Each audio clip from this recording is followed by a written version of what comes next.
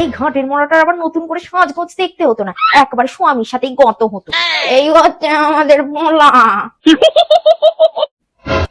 আমি মেয়ের ছোট মা, মানে কাকিমা। নমস্কার।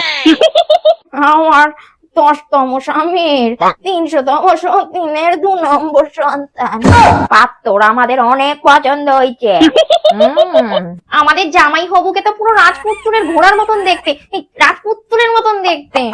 আগের বারের যে ছেলে আইছিল তার বয়সটা একটু বেশি হয়ে গেছিল, আমাদের কাছে মিছা কথা কইছিল যে নাকি 60 বছর বয়স। তারপর শুনি নাকি 90 বছর বয়স। মাইয়ার বিয়ে হতে না হতেই তার 3-4 দিন পর স্বামী চইলা গেল।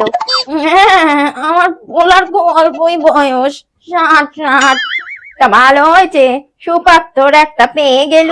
60 বছর যাবে বয়স, অল্পই বয়স। হ্যাঁ, পাত্তরে একদম সুপাত্তর। আগের বারের জন্য তো 60 ছিল, কিন্তু সে গত হয়ে গেল। এবার ইনিও যদি গত হয় তাহলে আমার মেয়ের কি হবে?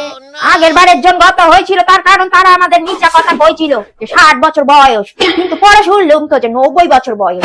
সেই জন্যই এরকমটি ঘটেছে। বলছি কি শাশুড়ি মা, এই পাত্তর বয়স মনে হচ্ছে আরো বেশি। বড় বউ, তুমি আবার আমার মুখে মুখে তর্ক করছো। সুপাত্র পেয়ে গেছি, এবার সুপাত্রীকে এনে সুপাত্রর হাতে দিয়ে দেওয়ার সময় চলে এসেছে।